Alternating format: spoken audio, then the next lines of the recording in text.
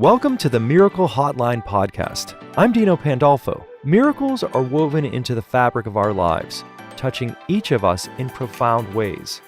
Whether you've prayed for one desperately or found yourself in awe of an unexpected blessing, miracles leave an indelible mark. This podcast offers a platform for you to share your miracle stories, igniting hope and belief in others who may be facing challenging times.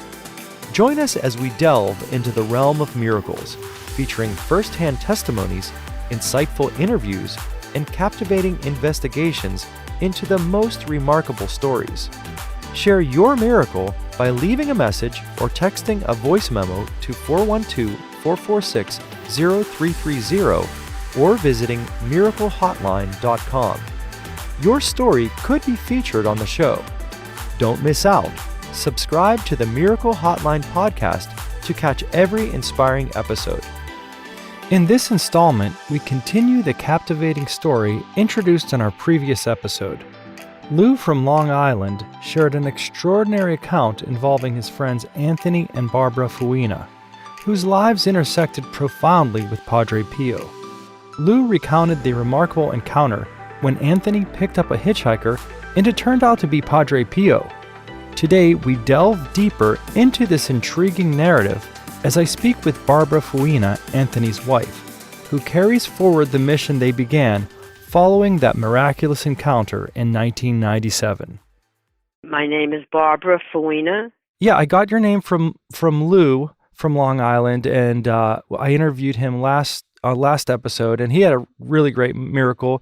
But he talked about you a lot, that you had a big influence on him, and that was the first part of his miracle was that you healed a guy named Thomas, or you didn't heal him, but you prayed for him, and Padre Pio and God healed him.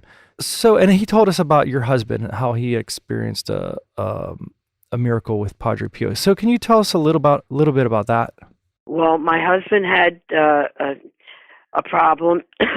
He had a tumor in his colon, and he had gone to the doctor, and it was too large to take out.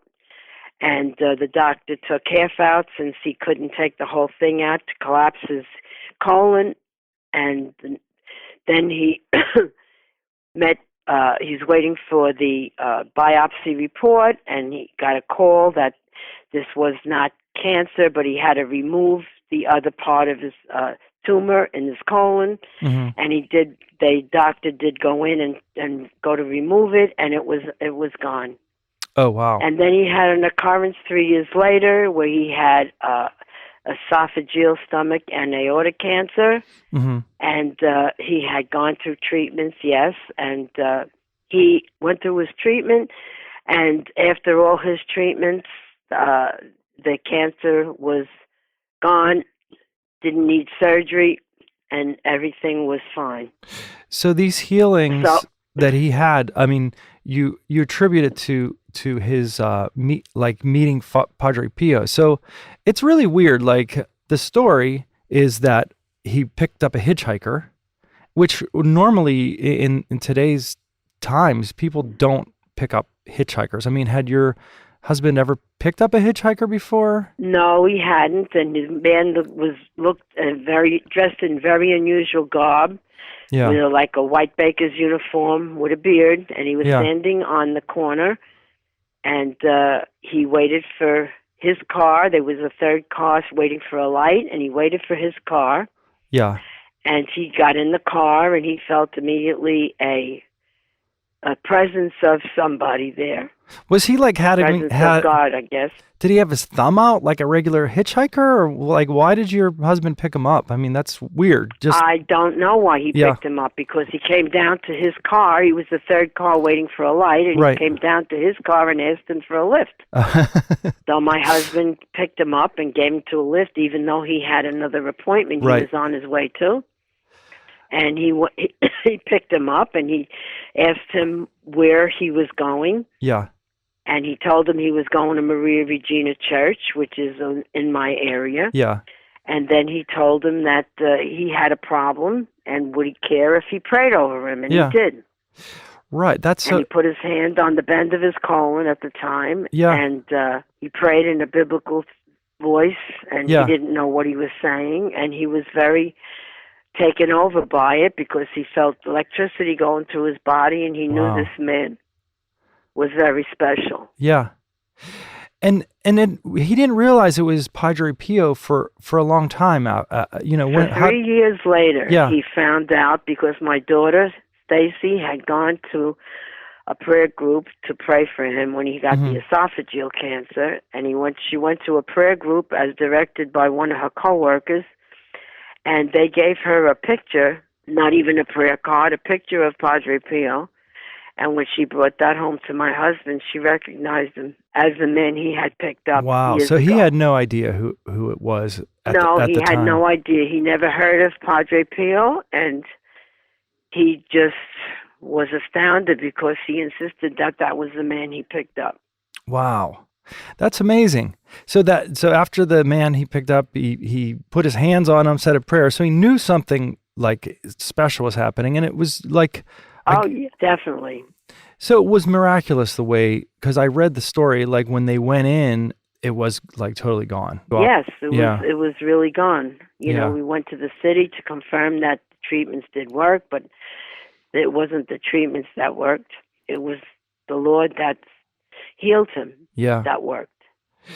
Now, Lou said that the car that he picked up Padre Pio in is now a place you can go to. It's a beautiful, beautiful place. It's up at Rosa Mystica at Edmiston, New York, and we go there every year for Padre Pio's feast day, and they have a big celebration there. It's a beautiful place. Yeah. It's on the top of a mountain. Wow. And it's on Angel Hill Road. So funny it should be on Angel Hill Road, but it's on Angel Hill Road in Edmiston, New York. So many miracles have happened in the car. So how did that happen? Because I've been to shrines, where there's statues in a church and there's kneelers, but I've never seen a car that you can go into. It's kind of like a little weird, or like a phone booth, like, I don't know, like how did that come about that they said, oh, we want that car, or how did that all happen? Well, to tell you the truth, we were deciding what we were going to do with the car because the car was old. And what kind of car was it? It was a 76 Acura Legend. Okay. So we didn't know what we were going to do with it. We didn't want to leave it on the driveway because we knew it was special, because the car actually in the back seat where Padre Pio sat, in the front, the back of the seat filled up with water. And it kept filling up with water, and we brought it to the gas station. I have a testimony in regard to that from the gas station. So where would it fill up with water? The water was in the back of the seat on the floor. And the interior is all velour, beige velour, so there were no watermarks or anything. But we brought it to the gas station, and he thought that maybe rain was getting in somewhere, but he took apart the whole car. There was no watermarks. As I say, it was beige velour, so you would see in the watermarks that there were water coming in. Yeah. And he couldn't understand it, so he took the plug out from underneath the car, and he says, oh, you won't have any problem with it now. So we took the car home, and it wasn't raining or anything. The next day, the water was back in the car. Wow. So I was using the water, we were using the water for holy water, and that's what we did. Had your husband passed on at this time? Like, when did the water start? No, my husband's only gone 6 years now. Okay. So when did that water start coming in? He was still alive at the time. So that's weird. So you thought this is very unusual, that this water just keeps appearing. And you thought it's because of Padre Pio was in the car and performed that miracle at that time. Well, we didn't know what was wrong. We thought maybe the water was getting in the car, but we took the car back home, and they took the plug out of the underneath of the car. And he says, "Oh, don't worry, you won't have any problem with it." And the next morning, the water was back in the back of the car. Wow. However, now at Rosa Mystica, where the car is, it's not. There's no water going. It's not doing it now. No. So you knew it was special. It was a special car because of that water thing. So then, so then what happened after that? So we had friends. We had friends that had a ministry. They build a lot of churches, and World War countries, and they're the ones that bought the property up at Rosa Mystica. Yeah. And they're very generous people, and we were very friendly with her, and she had a house up north here, and we would go there they had special guest speakers there, and we would go there. My husband spoke there a few times. And then we didn't know, we didn't want to leave the car on the driveway because nobody would see it.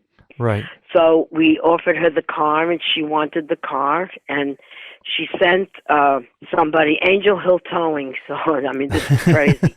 Angel Hill Towing to come and pick up the car. So they picked up the car this day, and they asked if the car would drive up on the truck. So we went to put the car. He says, yes, it'll drive up on the truck. So he put it up on the lift and got it onto the truck. And we opened the doors, and there was water in it. And this is very strange too, because the fellow that picked up the car from Angel Hill Towing, we asked him, "Would you like to bless yourself in the holy water?" Yeah. Because at the time we felt that was holy water. Right. He picked up. He took his left glove off, and he went to bless himself. And I said to him, "No," I said, "bless yourself with the right hand." And he took his glove off on his right hand, and he had a prosthesis on his right hand. Oh. And he blessed himself with the glove. Yeah. And then he took it up to, Angel Hill Road, and that's the history of the car. So it's there now. You can go and visit it. It's there now. You can go and visit. You can go sit in it. Many miracles have happened in the car. Rosary beads have turned gold. Not gold. But gold changed color from the silver links to the gold links. Wow. And many miracles have been happening. Many healings have been taking place. And if we know that God performs the healings. Yeah. So do you have to go during certain times, or is there like a line, or how do you just plan a visit there? Well, they have conferences. Look up Rosa Mystica of America. Okay. And it's the most beautiful place that you would ever want to see. It's on top of a hill. You're on the top of a mountain. Yeah. Very spiritual place. And they have conferences there. I think they'll start in May. And every year for Padre Pio's feast day, which is the 23rd of September, that weekend, we go up there. I speak sometimes. We go up there, and it's a beautiful, beautiful place. It's on top of a mountain. Your one hand reaches to the heavens, and you feel like you are in heaven. It's beautiful. That's so cool. Everybody should really go there at least once and experience this. The grounds are beautiful. Everything is beautiful. Yeah. They have log cabins where you could rent. And you go there on a time when there is Where are you from? I'm from Pittsburgh, and I'm in Toronto right now. Oh, we had a lot of people from Pennsylvania coming in on the bus to come there. Yeah. You know? Wow, that sounds cool. So you can do a pilgrimage there. You can do a retreat. You can stay over. Yeah. Mm-hmm. Okay, that's cool. Yes. Well, you go at a time where they have something going on. I think they'll start probably in May. Okay. Because they're really closed, restricted for the winter months. And whoever they have as a speaker, guest speaker from all over the world, whoever comes there to speak, I know we'll be going up there in September. Yeah. My family. And whatever we partake in. I mean, a couple of times I spoke. My daughter spoke. Yeah. And it was really a very spiritual weekend. Wow. Yeah, so this podcast is about miracles, because my theory is that everybody has miracles happening in their life. You just have to kind of open your eyes and say, well, this wasn't just a coincidence or something very lucky. This was a God incident. Yeah, like God helps us and all the time, or through the intercession of our relatives. Because my parents passed, and after they passed, all kinds of great things started happening for me, like really weird things that were really great. So I thought, oh, maybe they're helping me out a little bit, which I think they are. But so you believe in miracles, and you've experienced a lot of them now, and you're still working and praying for people, and miracles are happening. So can you tell us about some that have happened recently? Well, we pray over a lot of people, and we hope that, what they're praying for or that we're praying for, because God answers our prayers in different ways. Yeah. You know what I'm saying? So, a lot of people have, don't really respond to it after. So I don't really know until I meet them someday and they say, "Oh, you remember when?" Yeah. You know what I'm saying? But, right. I pray over a lot of people, and I hope that, I am helping them, even if it's physical, spiritual, or emotional healing, however they need to be healed. Right. And that's what I do. As far as people coming to me and documenting it right now, I can't say that, they are really, but I know that people are being helped through whatever I have to say in my prayers. Right. And I just want to, continue and give glory and honor to God. Lou said something about this water at the church that he uses. Oh, there was water in the pot, yes. Right. There was water filling up in the pot at the church, and the maintenance man kept saying that, it's the sprinkler system, but the water wasn't coming out. Yeah. So one day we turned the pot over to see, if there's a drainage hole in there, and we stuck our finger in there, and there was a drainage hole. Yeah.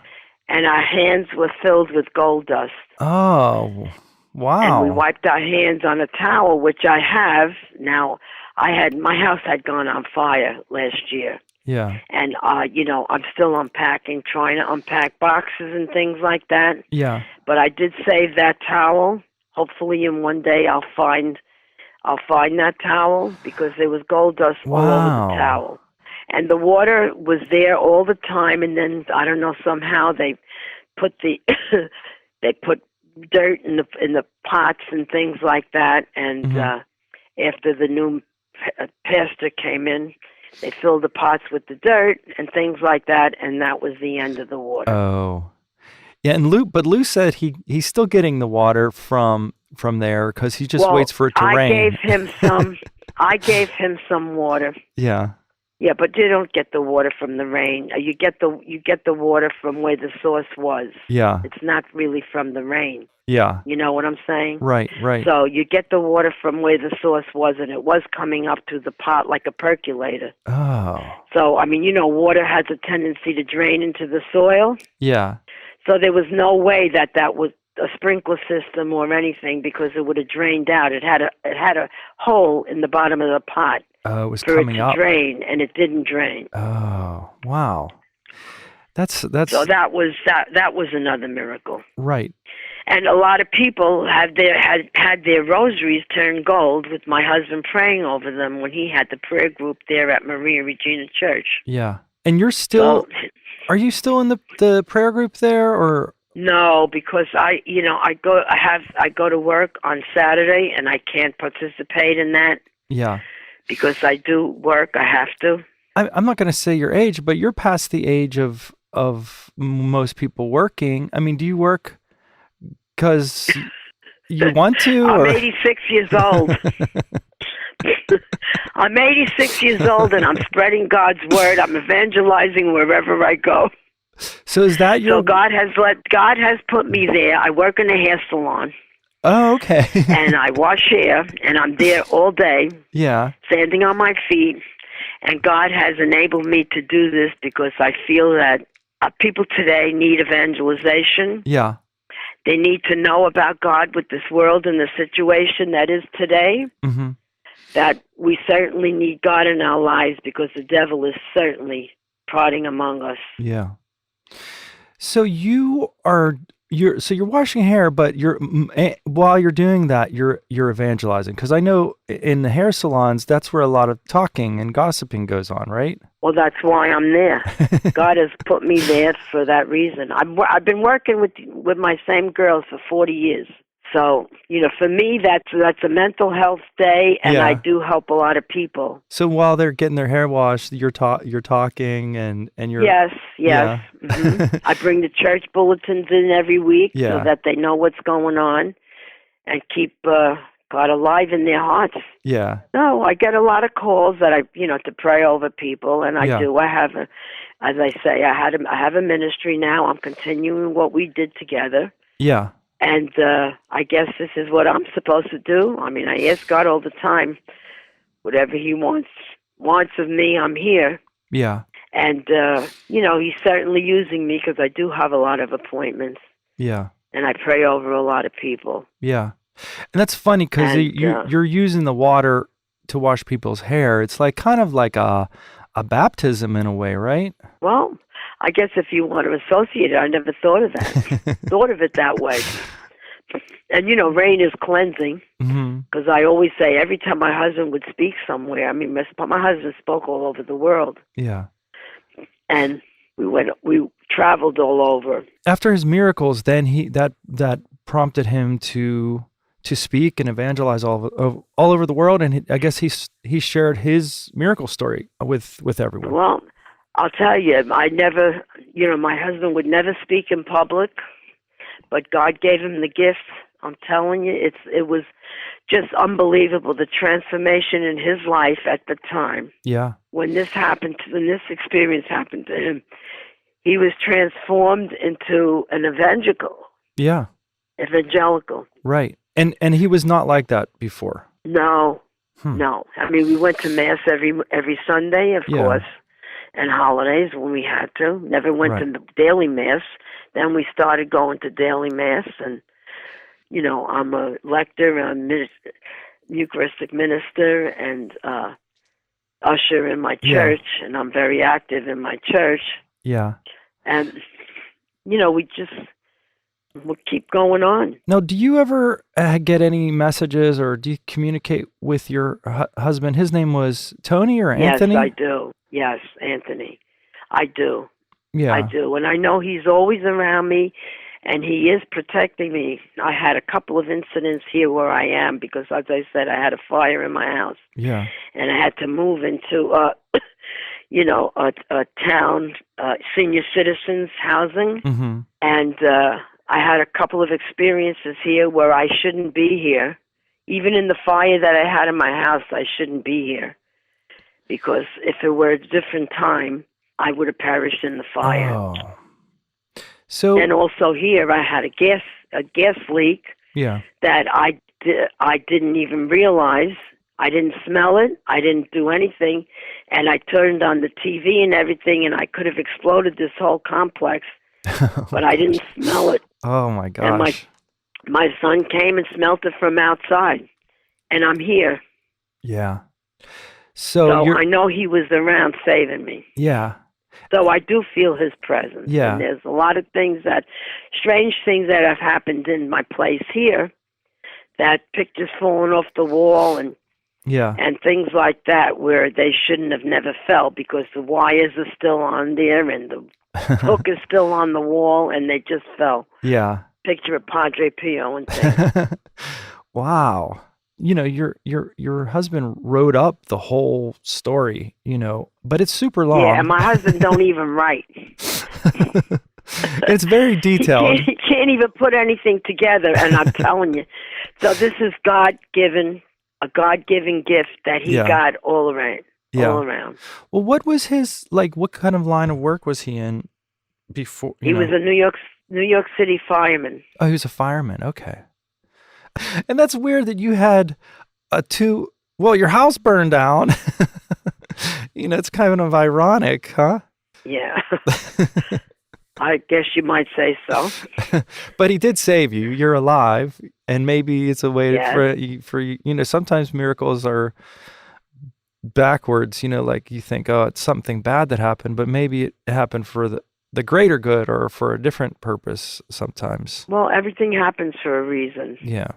And I always feel like that in life. Everything happens for a reason, and what you pray for isn't always what you get because God knows best, and he knows what you need, not what you necessarily want. Right. Because, we would all pray for win the lottery. We'd all pray to, whatever, be super healthy, but that's not the way life is. I tell people, you don't pray for something like that. Pray for the world. We're in such bad shape. that you have to pray for the world and our survival. Right. Because it's very, very, very, very important today. Yeah. There's a lot of bad things, wars and disasters and stuff like that that we don't have control over. But that's something that we should be praying about, not getting rich, I guess. All right. Thanks a lot, Barbara. All right, Dino. Listen, it was a pleasure speaking with you. Many blessings to you and your family. Thank you, Barbara. Your story is truly inspiring. We have links in the description to Anthony's full story and a link to the Rosa Mystica House of Prayer where you can visit Anthony's car. Thank you for joining us on the Miracle Hotline podcast. If you have experienced a miracle or an extraordinary stroke of luck, don't hesitate to share your story by calling or texting us a voice memo at 412-446-0330 or visiting miraclehotline.com. Your message could be featured in an upcoming episode, or you may even have the opportunity to be interviewed. Sharing these miraculous stories is vital as they remind us of the presence of God or a higher power in our lives. Don't forget to subscribe to our podcast to ensure you never miss an inspiring tale. Additionally, if you'd like to contribute to sponsor the show or advertise with us, please reach out. The Miracle Hotline podcast is made possible by the generous support of sponsors like Imagine Audio and Media, your one-stop destination for all audio and video production, voiceover, and media transfer needs. Thank you for considering supporting our podcast.